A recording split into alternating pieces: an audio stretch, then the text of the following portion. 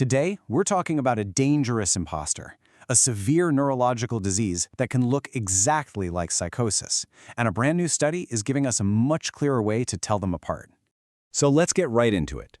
Picture this, a young person, totally healthy one day, and the next they have a sudden, terrifying break from reality.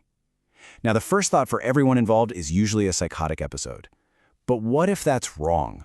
What if the real cause is the body's own immune system attacking the brain, and every single minute you spend on the wrong track, well, it really, really counts?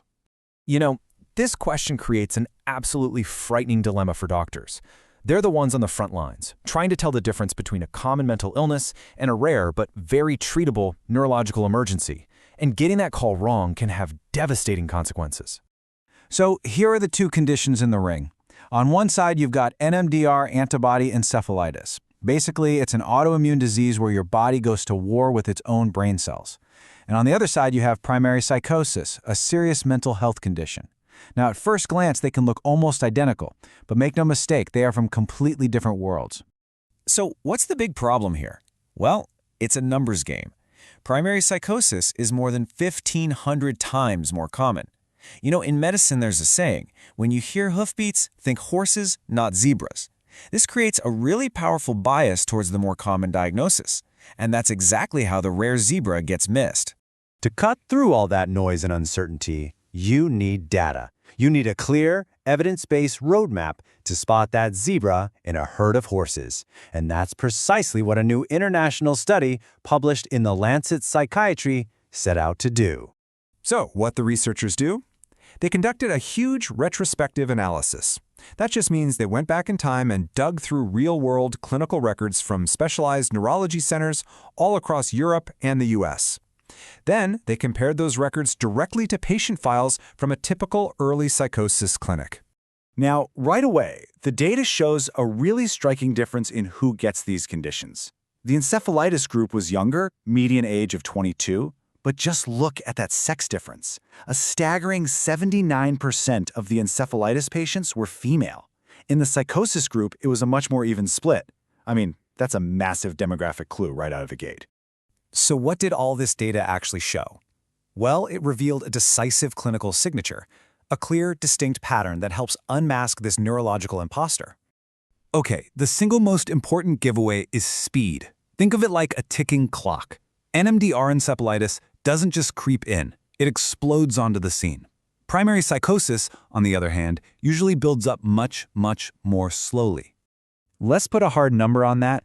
For NMDR encephalitis, the median time from the very first sign of trouble to a full-blown medical crisis was just 1 day, a catastrophic change in just 24 hours.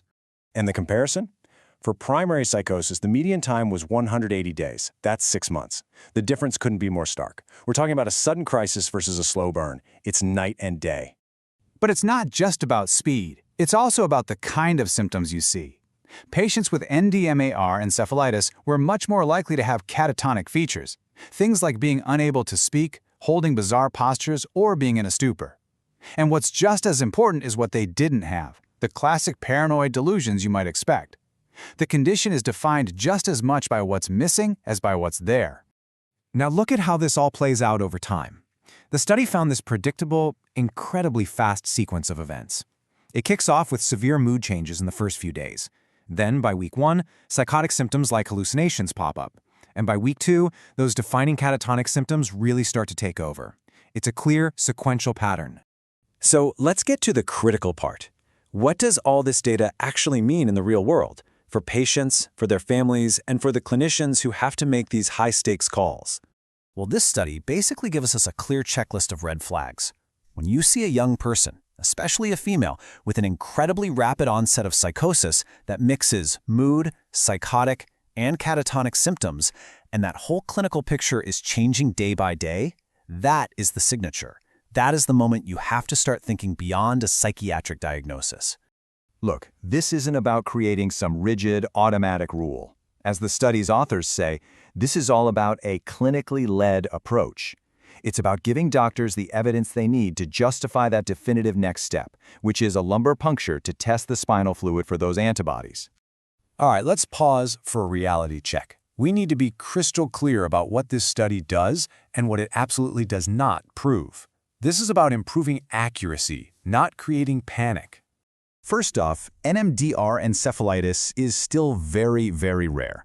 This study doesn't change that fact. Second, not every unusual case of psychosis is caused by an autoimmune disease. And third, this is not some magic formula for an instant diagnosis. Remember, this was a look-back study. It gives us a powerful pattern to watch for, not some infallible crystal ball test. Yeah, let's be realistic. The full decisive picture here often takes 1 to 4 weeks to really show itself.